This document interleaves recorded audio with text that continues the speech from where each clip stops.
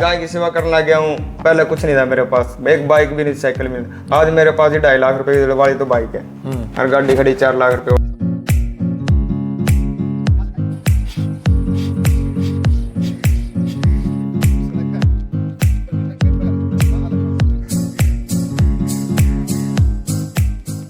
गौ माता पर हाथ धर के कह दो कि जीवन में नशा नहीं करूंगा, आप रख दो। जीवन में नशा नहीं करेंगे। ऐसे प्रतिज्ञा हमने गाय की पूंछ पकड़ पकड़ कर लाखों युवाओं को तैयार कर देंगे। तो मैंने बताया था इसका प्रयोग कर लेना। मैंने भी सुखा रखी है, उसका पाउडर बनाएंगे, उसका प्रयोग करके आपको दिखाएंगे। गोपाल, सुबह सुबह की आज की दिनचर्या में सभी को राम राम, नमस्ते, जय श्री राम। आज की दिनचर्या में आप सबका स्वागत है। आशा करता हूँ कि परमपिता परमात्मा की कृपा से आप सब स्वस्थ होंगे, मस्त होंगे, आपका परिवार हमेशा खुश रहे, स्वस्थ रहे, मस्त रहे, ऐसी परमात्मा से कामना प्रार्थना है। आज वही ये लेकर के आए,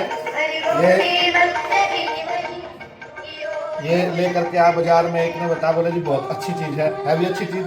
ये बिल्कुल स्टील के उसमें बनी हुई है, रफ एंड टफ है और इसकी आवाज़ तेज है। सुनो देखो, ये है गायत्री मंत्र। तो इसमें कई कम से कम इसके अंदर लगभग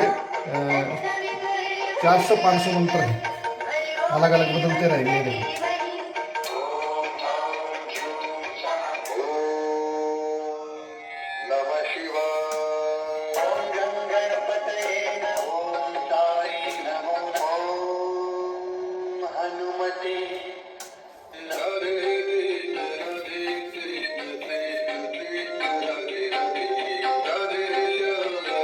ऐसे करके वही ये देखो ना, अलग अलग मंत्र, कई मंत्र इसको लगाएंगे, सेट करेंगे। आज ये इसमें लगाई है। और आज की दिनचर्या आपको पता है, सबसे पहले जो काम है अपना वो ये है कि अपने को सुबह उठते ही अपना जल पिया। जल कौन सा? वही जल, तांबे के पात्र में जल रखो और वही अपनी कुटिया का ये दरबार खुल गया। घूमने भी जाते हैं और सूर्य देवता को प्रणाम। सूर्य देवता हमारे प्रकट हो गए आज। अब आगे वही ये महीना गर्मी का महीना है, तभी पूरा ध्यान देंगे। इस महीने में सावधानी रखेंगे क्योंकि गर्मी में ज़्यादा बीमारी आती हैं। तो एक काम और किया करो भाई, सुबह सुबह की हवा और 1000 रुपये की दवा। इस दवा को आप ज़रूर लें और जब इस दवा को लें कुछ चीज़ें ज़रूर ध्यान में रखें। बहुत से लोग जिन्हें रेस आदि लगानी हो तो जूते पैर करके, चप्पल पैर करके, जूते चप्पल पैर करके चलते हैं। बहुत से लोग तो रेस लगानी होती है। कुछ जो वैसे घूमते हैं तो नंगे पैर जरूर घूमा करो। नंगे पैर घूमने से बहुत सारे लाभ हैं। आपके पैरों से बहुत सारी चीज़ें जो इनके जो सेंसर होते हैं, जो छिद्र होते हैं, ये हमारे शरीर को ठीक रखने में लाभकारी होते हैं। तो ये ज़रूर किया करो भाई, नंगे पैर घूमने ज़रूर चला करो। आज भाई घूमते घूमते थोड़ी सी रेस भी ज़रूर लगा करो। जैसे भी आपने लगा कि भाई हाँ रेस लगानी चाहिए, तो आज नंगे पैर तो आए हैं और यहाँ कच्चा नहीं है, ये पक्की सड़क है, फिर भी नंगे पैर घूमने का अलग आनंद है।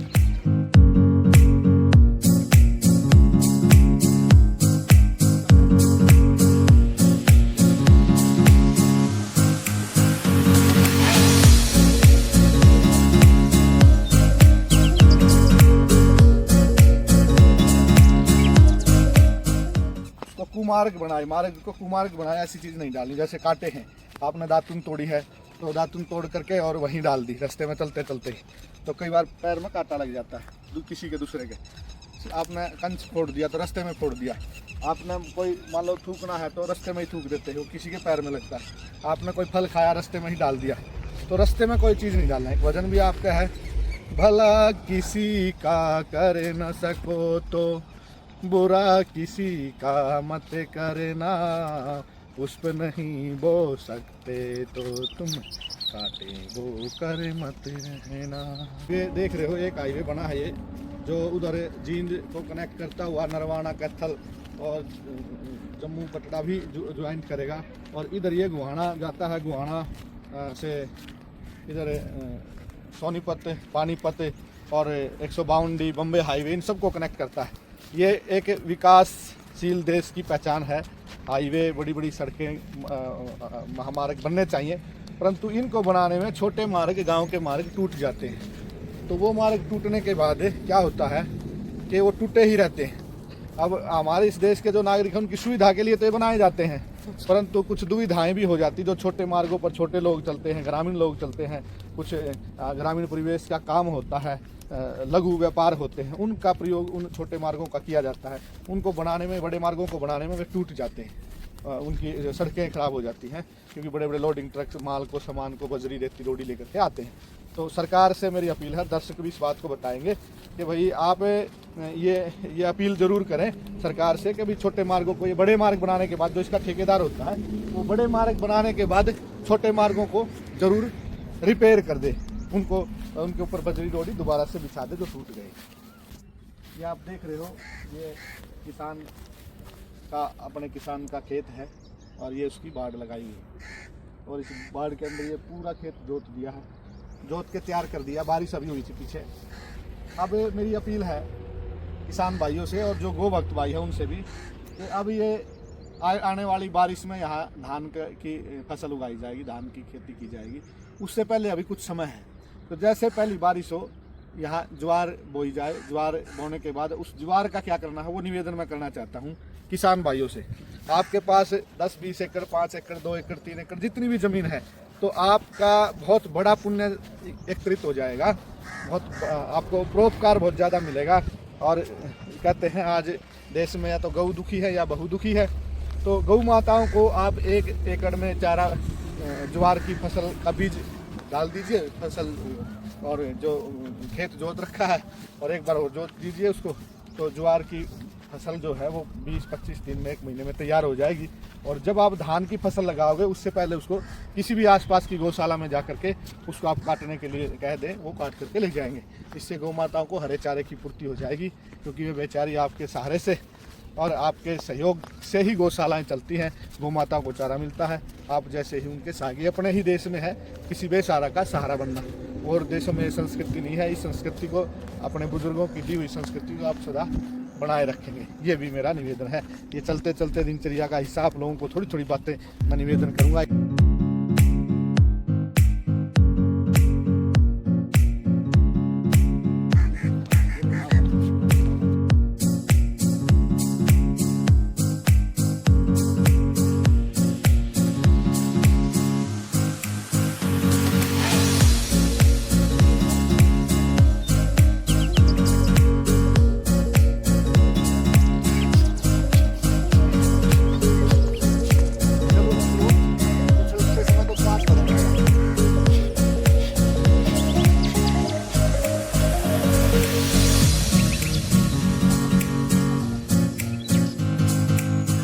मैंने बताया था इसका प्रयोग कर लेना, मैंने भी सुखा रखी है, उनका पाउडर बनाएंगे, उसका प्रयोग करके आपको दिखाएंगे। ये है अतिबला, ये भी ज़बरदस्त चीज़ है, बहुत ज़बरदस्त। अतिबला के नुस्खे आप आयुर्वेद में पढ़ना, ये गजब का काम करती है ब्रह्मचर्य के लिए। योगनी शक्ति जिन लोगों की चली गई है, मैं तो वैसे पत्ते खाता हूँ, ये भी गजब की दवाई है। क्या दवाई है? वैसे तो ठंडी होती बहुत, सबको लाभ करती है। जिन माताओं बहनों को पेट प्रदर्द आदि जैसे कई रोग हो जाते हैं, ऐसे रोग हैं, वो शीशम के पत्ते कूट करके उनकी चटनी बना करके खाने चाहिए। अरे आजा भाई दौड़ो, आजा। इनका यदि हम सारा नहीं बनेंगे तो बेचारे रोटी बना नहीं सकते, भोजन पका नहीं सकते, सब्जी काट नहीं सकते। इसलिए उसको काट ले, भाई आज की दिनचर्या में बाहर से दरवाज़ा खटखटा, आवाज़ आई, बोले गुरुजी खोलना। मैंने कहा कौन? तो ये लड़का आया सूरज, ये अपना बहुत बढ़िया अच्छा चेला है। और ऐसा वैसा चेला नहीं, एक तो बहुत से चेले बात बात मारते हैं, एक बहुत से चेले क्या होते हैं भाई ध्यान रखते हैं, आश्रम का भी रखेंगे, गुरुजी का भी रखेंगे, सुविधाओं का भी रखेंगे। ये बेचारा तरबूज का काम करता, देखो ये तरबूज, ये रे आज इसकी कृपा से और तरबूज खाने को मिल गए।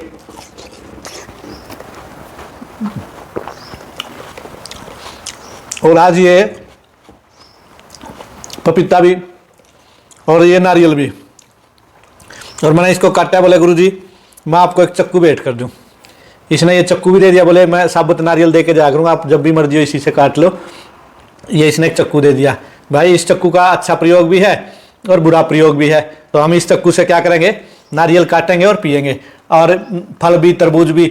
और आज तो ये खरबूजे भी लिया, ये खरबूजे लिया भाई, देखो ये खरबूजे लेके आया। और ये बेलगरी, ये बेलगरी है, ये सब्जी का फल का काम करता है।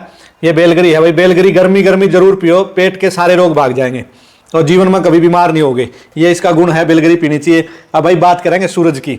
देखो सबको ऐसा होना चाहिए, जिसको भी आप अपना गुरु मानो, आदर्श बनाओ, और अच्छा गोभक्त है। इसके पास छोटा हाथी है, इसको पता लग जाए कहीं भी कि गाय के लिए जरूरत है या यहाँ गाय एक्सीडेंट हो रही है, तुरंत उसके लिए सहायता के लिए जाता है। और भाई दूसरा मैं निवेदन करूँ, जींद में सरकारी हॉस्पिटल के सामने इसकी दुकान है। दुकान तो क्या, थड़ी है, अपने वो सड़क पर ही लगा करके ये सारी चीज़ें ये रखता है, और सबसे अच्छी देता है और सबसे सस्ती देता है। और भाई मेरे लिए निःशुल्क देता है, फ्री में। फिर भी आपनु को जी गरीब आदमी का फ्री खाना चाहिए, इससे तो गरीब मैं हूँ, इसके पास ये तो है, मेरे पास तो ये भी नहीं है, मेरा कुछ नहीं है। तो इसलिए साधु संतों की सेवा जरूर करनी चाहिए, और साधु संत समाज की सेवा करते हैं, तो इसलिए हमें प्रेरणा जरूर लेनी चाहिए। और सूरज का बहुत बहुत धन्यवाद, और इसकी श्रद्धा को नमन है। जैसे ही इधर आया तो गैस डलवाने के लिए आया था, इसने सोचा गुरुजी की कुटिया रास्ते में पड़ेगी तो गुरुजी के लिए कुछ लेके जाऊं। और साथी भी प्रेरणा ले भाई, बहुत से युवा साथी जो यहाँ मेरे से मिलने आते हैं, ये एक शिष्टाचार है। मैं यूं नहीं कह रहा मेरे को खाने के लिए चाहिए, लेकिन एक शिष्टाचार है। किसी भी बड़े व्यक्ति के पास आप जाओ तो उसके पास चाहे चलते हुए पेड़ का छोटा सा पत्ता लेकर के जाओ और वो चरणों में चढ़ा दो। खाली हाथ कभी भी गुरुओं के पास, बड़े व्यक्तियों के पास नहीं जाना चाहिए। चाहे कितनी भी बार जाओ, चाहे रोज जाओ, तो आपको इससे प्रेरणा लेनी चाहिए। जब भी मेरे पास आता है या मेरे से मिलता है या मैं इसके पास जाता हूँ, मैं शहर में जाता हूँ तो रास्ते में ही मिलता है, रास्ते में मिलता है तो तुरंत मैं गाड़ी रोक देता हूँ, ये आ जाता है, तुरंत कहता नहीं गुरुजी कुछ लेकर के जाना।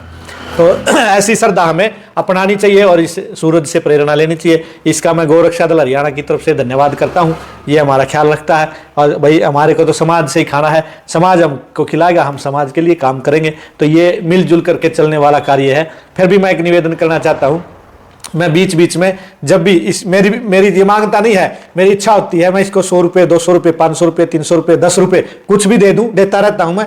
लेकिन ये मना नहीं करता कि गुरुजी इतने पैसे देने हैं या इतने, लेकिन मैं अपनी इच्छा से देता भी रहता हूं। तो हमें ये ध्यान रखना चाहिए कि हम किसी भी गुरु के पास जाते हैं तो आप खाली हाथ न जाए और इस चीज़ से प्रेरणा ले। और ऐसी श्रद्धा आपने अपने गुरुओं के प्रति, अपने माता पिता के प्रति, अपने आदर्शों के प्रति बनानी चाहिए। क्या कहना चाहोगा गौरक्षा दल वालों के लिए? भाई गाय की सेवा करनी चाहिए कि नहीं करनी चाहिए? गाय की सेवा करनी चाहिए जी, हम तो करा भी है जी। हाँ, गौशाला में तरबूज भी डाल के आता हूँ, गाड़ी भर भर के। इसको ये पता लग जाए तरबूज सस्ते हो रहे हैं, चाहे इसके पैसे लग जाए, लेकिन ये गाड़ी भर भर तरबूज की अपनी गौशाला में लेकर के आता है, वो भी काम करता है। तो इसलिए कह दे एक बार तो मंडी में से जो सस्ता मिलता है, अमरूद हो गया, वैसे केले भी हो गए, गौशाला में गाड़ी भर के घेर के आते हैं।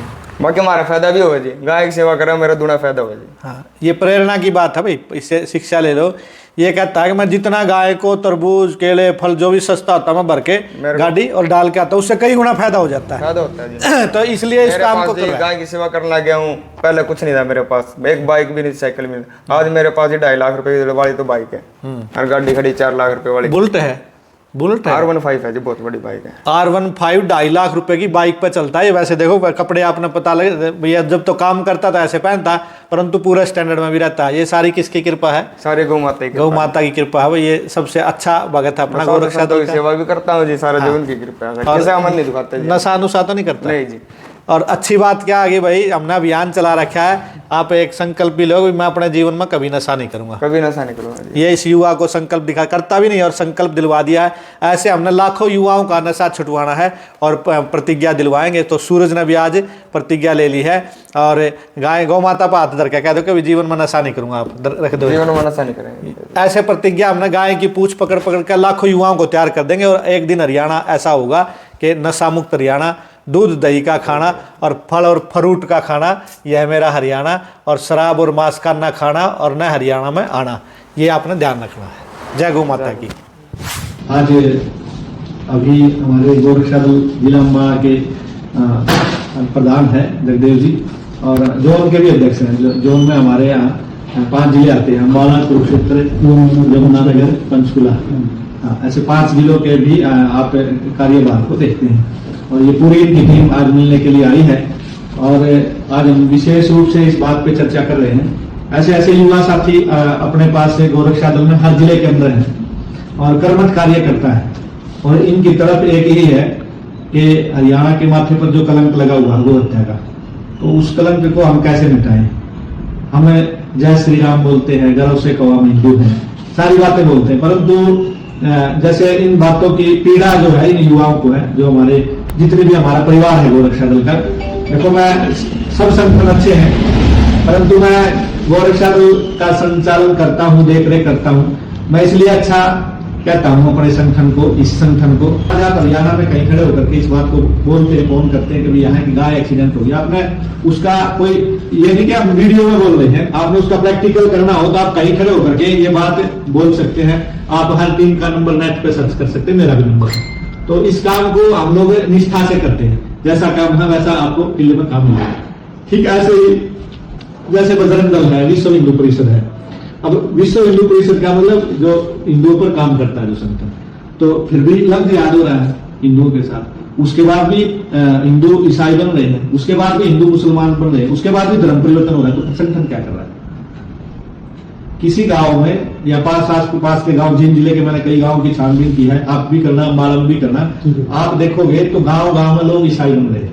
हरियाणा की हालात है और डिस्ट्रिक्टों की, स्टेटों की तो अलग चीज है, गांव गांव में ईसाई बन रहे हैं। मंदिर तो बना रहे हैं, हम जय तो बोल रहे हैं, हम जम्मू कश्मीर में पहलगाम का बदला तो पाकिस्तान से ले रहे हैं, लेकिन आप इसको हिंदू राष्ट्र कैसे कहेंगे? इसलिए इन सब मुद्दों को लेकर के आज हमारे बीच में थोड़ी सी चर्चा आपके बीच में हम रखेंगे। हमारे आदरणीय जगदेव जी संधू जो हमारे जिला अध्यक्ष भी हैं, जोन अध्यक्ष भी हैं, तो आपका गोरक्षा दल हरियाणा के इस कुटिया पर कार्यालय में स्वागत है आप सबका। और आप लोग बताएंगे, थोड़ी सी चर्चा करेंगे कि क्या मसला लेकर के आए हैं, क्या विचार लेकर के आए। बस यही है गुरु जी, आपके पास आए हैं, हम बड़े से सभी साथी हम तो इसी विषय पे आए भी, जो गौ तस्करी हो रही है उससे आपसे विचार विमर्श किया जाएगी। हम तो अपनी तरफ से कोशिश करते हैं, जैसे गौवंश का ट्रक पकड़ लिया, कभी कहीं मांस की तस्करी पकड़ ली, तो इस पे पूर्ण तरह से हम कैसे प्रतिबंध लगाएं। सरकारों से भी आप भी अपील कर चुके हैं कि गौ माता को राष्ट्रमाता का दर्जा दिया जाए, पर अभी तक वो बात आगे नहीं बढ़ रही है। तो ये गौ तस्करी ही रोकना मेन विषय है। और जैसे इंजर्ड गौवंश है उनका इलाज है, तो गोरक्षा दल हरियाणा के द्वारा चलाई गई मुहिम काम कर रहा है। जहाँ भी कोई इंजर्ड होती है या एक्सीडेंट है, उसको रख रखाव के लिए थोड़ा सा गुरु जी इसमें दिक्कत ये आ रही है, जैसे एक्सीडेंटल होती है ना, उसको गौशाला नहीं देती, इतनी जल्दी नहीं देती, उसको हैंडल नहीं करते। अब हमारे पास साधनों की भी थोड़ी कमी है। ये गौशालाओं से भी बीच में मेरी अपील रहती है, कहते भी रहते हैं, लेकिन कई गौशाला वाले अपनी मजबूरी दर्शा देते हैं। तो इस कारण से हम समन्वय बना करके इस काम को कर सकते हैं। और ये कार्य वैसे तो ये इतना बड़ा कार्य हमारा नहीं है, ये प्रत्येक व्यक्ति का, और उससे ज्यादा जिम्मेदारी सरकार की बनती है। और सरकार में गौ सेवा आयोग अलग से विभाग बना हुआ है। सरकार ने नंदीशाला भी बनाई थी, तो नंदीशाला में बहुत बुरा हाल हो गया। और मैंने हरियाणा सरकार से बार बार भी और कई बार अपील की है कि हरियाणा सरकार जितनी भी हरियाणा में गोचर भूमि है वो हमारे संगठन को दे दो, सड़क पे एक भी गाय नहीं रहेगी, और ना कोई एक्सीडेंट होगा, ना कोई समस्या होगी, ना किसान की रहेगी, ना किसी व्यापारी की रहेगी, ना किसी गोरक्षक की रहेगी। तो ये मैंने खूब अपील कर ली, लेकिन सरकार तो सरकार अपने तरीके से चलती है। जितने अपने पास रजिस्टर्ड संगठन का सिस्टम होगा ना, तो उतना ज्यादा, क्योंकि सरकार हो चाहे आम आदमी, जनबल है तो सब बल है, और जनबल नहीं है तो फिर कुछ भी नहीं। जैसे आपने जिले की बोला था, ब्लॉक में बोला था, ये कर लेंगे, वो हम तैयार कर लेंगे। हाँ, और हर ग्राम स्तर की ग्राम स्तर की भी कर रहे हैं। हर गांव में 10 मेंबर के हेल्थ, उसमें जो पूरा भर के गाँव में भी जाते हैं। देखो अपने को ये जरूरी नहीं है, गाय सबकी माता है, ना गाय गोरक्षा दल वालों की माता, ना गाय बजरंग दल वालों की, बल्कि सबकी माता है। तो इसलिए अपने को तो इसमें चाहे बजरंग दल वाले हो, चाहे भाजपा विमान वाले हो, चाहे विश्व हिंदू परिषद वाले हो, चाहे राष्ट्रीय बजरंग दल वाले हो, जो भी लोग हैं, तो प्रत्येक भारतीय का कर्तव्य है गाय की रक्षा करना। तो जरूरी है, इसके लिए मीटिंग का निश्चित ही समय जल्दी बस आपसे समय लेके जी जल्द ही, बस इस महीने के लास्ट में मीटिंग। यहाँ तो सीधी सी बात है कि आप लोग गाय को माता नहीं मानते हैं, आप गाय को पशु मान रहे हैं। तो भाई पशु तो मुर्गे भी कट रहे हैं, वैसे कट रही, गाय भी कट रही है। तो या ये स्पष्टीकरण यदि है तो आपको खुल करके स्पष्टीकरण दे देना चाहिए, वही हम गाय की रक्षा नहीं करेंगे। फिर इसकी जिम्मेदारी हमारी है, जो गो बच गए वो हम अपने आप करेंगे या मरेंगे। दो ही रास्ते बचेंगे, लेकिन इसके राम राज्य के और कृष्ण राज्य में गाय कटेगी ऐसा संभव हम नहीं मानते और न ही ऐसा होने देंगे। जैसा हमारे सामर्थ्य रहेगा वैसा प्रयास करते रहेंगे, इसे पीछे नहीं हटेंगे। जय गुरु।